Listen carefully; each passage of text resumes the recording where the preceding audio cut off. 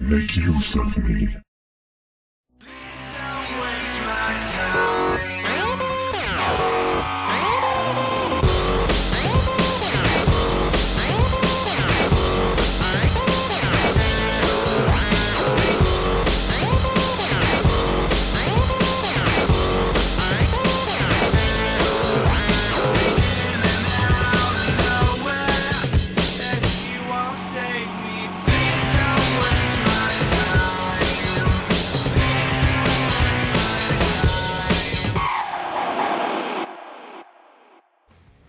Oh my Adun. Fantasy is now 2-0, putting himself in prime position to take his first OSL championship. God, Stork, what are you doing, man? What are you doing? You're one of the best versus Terran players in the world. You can't crumble like this. Especially in Gwangju, where this is held in Korea, because this is exactly where Stork got 3-0'd by Flash in their 2008 Bacchus OSL final. Ridiculous, man. And I know that Fantasy is on fire today, but I'm not speaking as a Stork fan. Let me be clear about that. I'm speaking as a StarCraft fan. Stork, you cannot go down 3-0. It cannot happen. The Brood War gods will not abide it. The dude will not abide. I'm the dude, by the way. It looks like we're getting ready to start again. The third set is going to be on Pathfinder, which is another Protoss favorite map against Terran, but you've seen how much Protoss favoritism has worked in this OSL final. God, what could Fantasy possibly have up his sleeve for this third set? Both of his first builds were masterfully done. I can't even imagine what he has in store for this one. And I don't think Stork can either, so I'm really fearing for Stork's chances, but we're moving on to the third set. I think I'll go with the Boston cream pie. Or maybe the Cherry Garcia. I really like Cherry Garcia. Here we go. Except, down at the 8 o'clock position in Beige is Fantasy. He's got to be smug by now. Nope, same game face from him. Sees a spider over there on his screen. He's trying to figure out if it's going to go anywhere. But Stork is down at the 5 o'clock position in Blue. Looking surprisingly calm. If I was in Stork's shoes right now, I would be running to the bathroom, actually. I'd have to pause. I'd say, pause, please. Run straight to the bathroom and maybe out of the stadium. I'd try to find a Stork lookalike. Throw him in there so I wouldn't have to face the pain of being down 0-2 in a best-of-5 series. Because he's got to be kind of crushed after the first two games. I mean, Stork is used to being crushed in finals. I should have probably put that more delicately, but it's true. He's used to being crushed in finals, so he can actually use that to his advantage as to scream people in the audience. I guess they're going to run up there with knives and stab Fantasy if he gets too close to winning. That's rabid Stork fanboyism for you. Hey, I'd do it if I had a scream mask. But I'm kidding, I like Fantasy. But Stork, I don't know what Stork can do here. I don't know what his game plan is going to be, and I don't know if it will be wacky enough to counteract Fantasy's wackiness. I think that's been the problem so far, actually. Stork not being wacky enough to go toe-to-toe with Fantasy. You gotta be wacky, man. Jaedong proved that in their Batu OSL final. Hate to keep bringing that up, but drawing some good parallels from that, because Jaedong had to get damn wacky to take on Fantasy. Some wacky builds, very aggressive builds. So I think the Stork needs to change up his game plan, whatever that may be. But the SKT people sitting on the edges of their seats, that's one of the coaches, there with the receding hairline. Of course, I shouldn't joke about that because I'm starting to lose my hair a bit too. Just a bit, and I don't think anyone can notice except for me. Oh man, losing my hair. It's all over, man. I'm going to look like Hunter S. Thompson. But I can't see the mini-map, so I don't know where the players are scouting. I always love it when that happens. I just see kind of a black bar there on the mini-map. Let's see if SCV pops out of that bar or not. Because I think the Fantasy is going up to scout. No telling where the players are going, but yeah, Fantasy's going up here. And they're both going to scout that 12 o'clock position, run into each other, and know where the other is. And then let the havoc commence. Because this map is all about micro. This is not a macro map by any stretch of the imagination. You do not take a lot of bases on this map. So Stork's normal style of play, which has worked out so well in this series so far, would not be viable on this map, I don't think. taking the 3 bases. Even though he did it against Taya, I don't think it's going to be an option against Fantasy the way he's been playing in this series so far. He needs to be much more aggressive, Stork does, with his builds. And already he's blocking his choke with a single probe and a single zealot, just to probably try to make Fantasy suspicious. Fantasy's going to be like, well, he's blocking his choke. What's he trying to hide in there? He's trying to hide something from me. But Stork, in the meantime, trying to get a scout on Fantasy, fended off by 3 Marines yet again from Fantasy. He loves to go for that little 3 Marine opening and then build up his mech army from those factories. But Stork getting his Dragoon range again. Didn't even rally point that one Dragoon, just popped out right below the gateway. And we'll see if Stork does go for something wacky. Since he blocked his choke, it makes me think that he's going to go for something unusual, but I haven't seen it yet from him. The starport up already for Fantasy. Very good to go for drop strategies on this map. The mains are close together. I've mentioned this many times before, but drops, pretty safe bet on this map, I'd say. I think that Fantasy is going to do some drops, and I think that Stork is going to do some drops. They might do some drops at the exact same time, actually, which would be fun. But the starport already popping up for Fantasy. He hasn't taken his second base yet. He's waited on the second base for a while in his games, and that's worked out very well for him. Stork is just so used to these Terran players working towards their command center immediately that I think he's kind of shaken up by Fantasy's play today. It might be why things are working so well for Fantasy, but Fantasy is getting his control tower already, which means he is going for a drop, probably a vulture drop inside of Stork's main, which would be difficult to fend off, especially if Fantasy is researching mines, which I think he might be doing because he doesn't sense any initial pressure from Stork. So he's deciding to put on some pressure himself, but I think he is going for a vulture upgrade on that machine shop for a drop. But now Stork is coming in here trying to see if Fantasy is plopping down another base. He didn't see the command center going down, so he might be a little bit suspicious. Fantasy might be going for a fake out and another timing push, don't know. But Stork is trying to hold to the best of his ability out here. He is fending off Fantasy for the time being. Fantasy just hovering around the middle. Can't really decide whether he wants to attack or not, but he is going to fall back to his base because he's going to set up his second base soon. He has that SCV hovering around the second base, and I think he is going to plop that down soon enough. The observers are looking down here. They don't see him plopping it down just yet, but he's getting out his dropship, and okay, now he put down the command center, so he's going to try to use drop strategies to distract Stork while he builds up his own economy, which is a good strategy, I think. And the vultures are out here already, and I think the upgrade at the machine shop will be done soon. It's either going to be speed or mines. I'd say mines would probably be much more deadlier option for Fantasy as he's about to drop inside this main. But this is going to be a very quick drop, and Stork is not prepared inside of his main. All of his troops are hanging outside that natural expansion. I'm surprised that Stork does not notice this coming his way, but the mine upgrade. So Stork's going to have such a tough time getting rid of these freaking vultures. He's already run all of his probes, basically all of his probes away, and Fantasy's going to ferry everything inside the main. He's already ferrying his Marines over and his tanks. Yeah, he's ferrying his tanks in here, his Marines. He's dropping a couple Marines, 4 Marines, trying to micro around with his tanks. All epic micro from Fantasy, and he drags everything into these Dragoons. So the mines are, be such a major roadblock for Stork. I can't even speak now. This is so insane.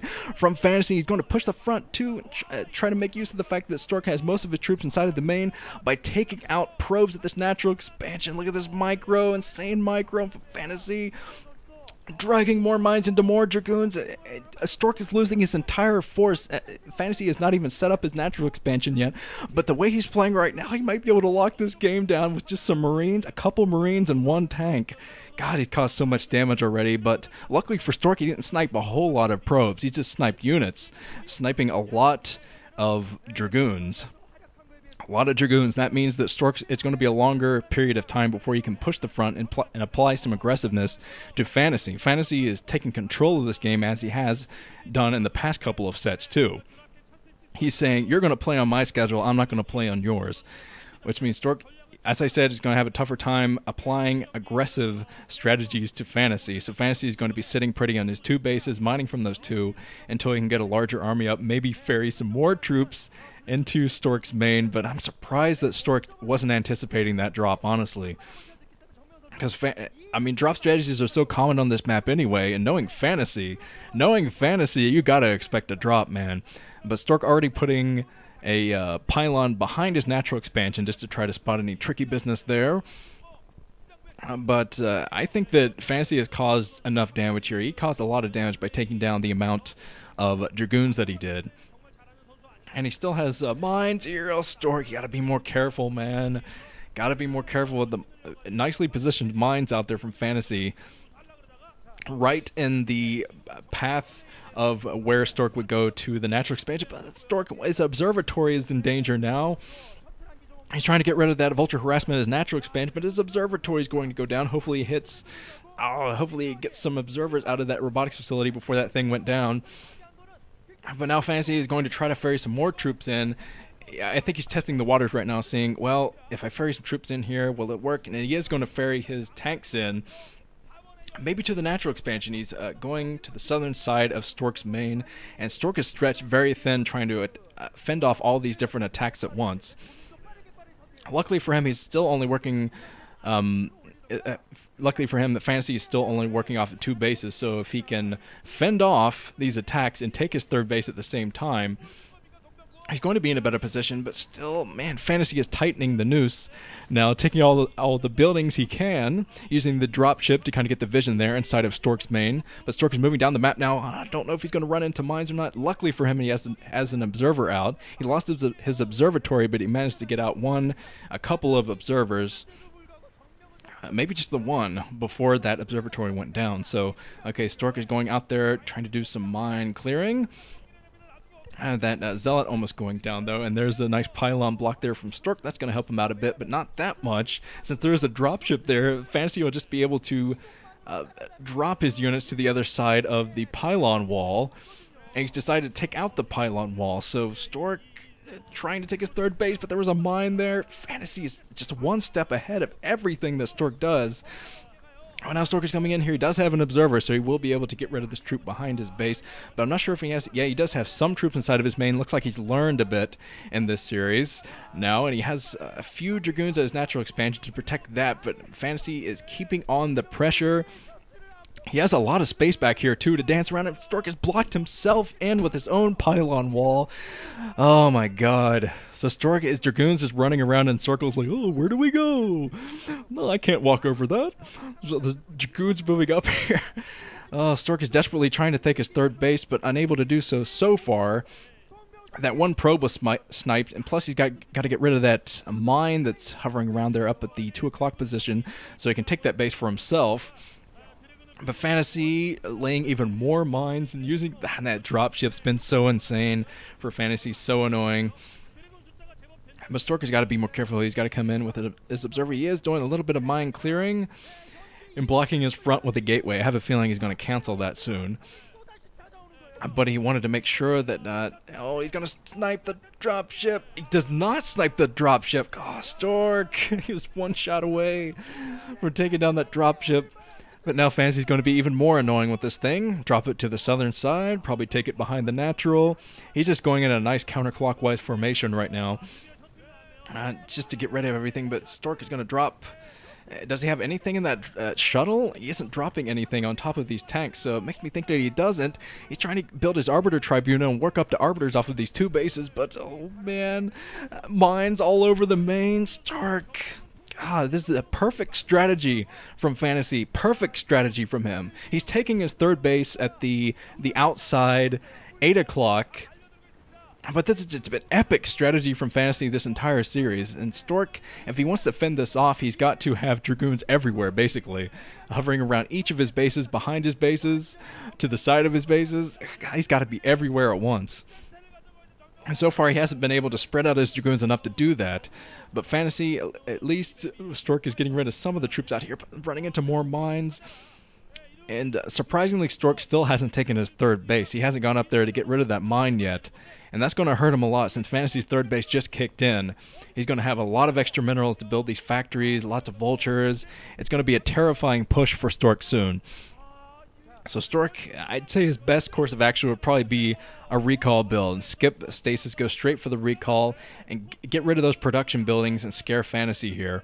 scare him back to his own base. But of course, Fantasy could always go for a counterattack after a recall, so I'm not sure what Stork's options are at this point. It's not looking good.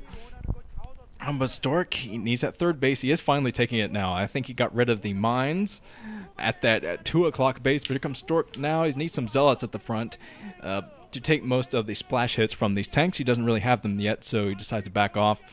But now the vultures are going to come in and probably clean up these dragoons. I mean, vultures aren't very good against dragoons, but if you get enough vultures, you can clean up dragoons pretty easily, especially with these tanks coming in from the southern side. Stork has some reinforcements here. Luckily, he has his observer out first, though, so he can get a bit of mine clearing up here. Stork, he loses every single one of the first company of dragoons. So here comes the second company of dragoons, trying to get rid of the mines first, and then snake back to that outside 8 o'clock, but still doesn't have the zealots, so decides to back off from that attack. And now Fantasy is moving out with a pretty large force, a very large force actually, with 2 dropships, so I think he's going to try to attack the main and the front of the natural expansion at the same time. Well, Stork hasn't even gotten up his third base yet. Oh man, Fantasy is so scary in this series. I don't know if Stork can do this or not, because Fantasy is taking his 6 o'clock base now. Okay, Fantasy knows about the new base from Stork. He sees that up there. He probably assumed that was up there after the mine went down anyway. But okay, Stork trying to get some harassment of that outside 8 o'clock. Here come the dropships. Nothing to meet the dropships, except for the shuttle coming in now. So we're dropping some zealots on top of this. Some nice zealot bombs from Stork. He's going to get rid of the initial tanks, but he got to come in with the rest of his dragoons. I think they are on the way. And if he pushes in, he has his Arbiter in too. That'll help a little bit. But he doesn't have any upgrades for his Arbiter yet, so he's got to use his troops effectively. What is Stork doing? He's running to his natural expansion now to fend off the vultures, but he isn't doing anything about the attack on the southern side of his main. He's going to lose this Stargate that's already pumping an Arbiter, and he might lose his Arbiter Tribunal before he even gets a stasis research or anything like that, because now he does need stasis. He definitely needs stasis to protect himself. Fantasy has some troops up there at the 2 o'clock. I'm not sure what he has up there. Probably some vultures at that base, but now Fantasy's doing another contain to the western side of the main. This is a very bizarre contain from him, but it's probably going to work out great, because Stork, man, if he runs in there to try to take out these troops that Fantasy is ferrying in, he's just going to run into siege tank fire. So, man, Fantasy has planned so well for this series. Now Stork, his options are running out. I just don't know what Stork can do here, because he is going to try to get rid of these tanks. Now, pretty nice zealot bombs. But there is, okay, he does get one stasis of the vultures, trying to take out the vultures instead of the tanks. I'm not sure if that was the best idea in the world, but he's almost out of dragoons. Half of his dragoons go down to tank fire, and he lost his entire mining. I can't even talk now. I can't talk. I can't form the sentences because he lost all of his probes at the 2 o'clock. So that base is going to go down again. And Stork, he did take the base to the eastern side of his base. This is crazy, man. Absolutely crazy. With some more minefields, some tricky minefields from Fantasy. And Fantasy is going to be able to take out the main now. I don't think the Stork's going to be able to stop this attack if he keeps ferrying in troops with this dropship. Takes out the Arbiter Tribunal. Of course, there was no Stargate there anyway, so not much to worry about in terms of Arbiters. But now Fantasy, 2 more dropships full of troops there, them running into the minefields. And Stork, he's running out of troops. Stork is locked in. The noose is tightened. And I think that Fantasy is going to win this game. He has 4 bases, very comfortably mining. Yeah, Fantasy's going to win this game. There's nothing that Stork can do from this point. Stork being melted by mines everywhere. The mines is dragging into the dragoons. Huge line of tanks to the side of the main here. And Fantasy is not done yet. He's already snaking up the map from the middle with another backup troop. So Stork, at least he got rid of the troops inside of his main. He's going to keep those dropships away for the time being. But Fantasy has built up a very large army in the meantime. Some excellent multitasking from him, too, to back up these wacky builds. But he has those 2 armories spinning, getting heavy upgrades here. He already has a +1 attack upgrade for ground. And I think he's probably going to have +2 and +1 armor for those ground units soon as well. The observers are trying to look for that, I think. But Stork is floundering. That's the only word I can use here because he has nothing to fight back this massive amount of vultures, not to mention this dropship harassment coming in from Fantasy at the same time to one of Stork's only mining bases. Stork is just locked in here. He loses everything. That's going to be it from Stork. GG. Fantasy freaking takes it 3-0. 3-0'd Stork. That was complete domination from Fantasy. I don't think I've ever seen Fantasy play that good either. That was just insane play from him. Top-notch strategies from beginning to end, and I can't think of play more deserving of an OSL championship than what Fantasy just displayed there. Sorry, Stork. I'm an unabashed Stork fanboy, but Fantasy played like he was frothing from the mouth. Like, I want a freaking gold, man. I'm going to get a gold, and nothing's going to stop me. I'd rather die than become another Jangbi, get 2 silvers, and then completely flatline. He's like, no, that's not going to happen.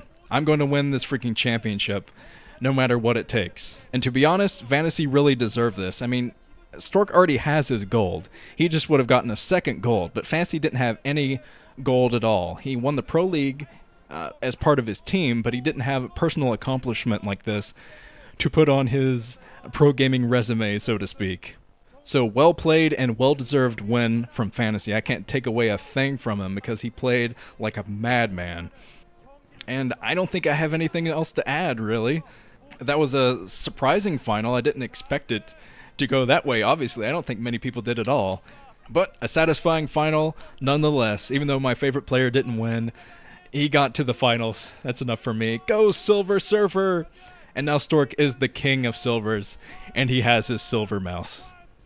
Sung Byung-gu, you will always be a legend to me. Alright, this has been Nuke, and I guess that's it. Thanks everyone for sticking with me through the season, and all the kind words about the hype video, I appreciated that too. And I will see you guys soon with more videos. Later, guys.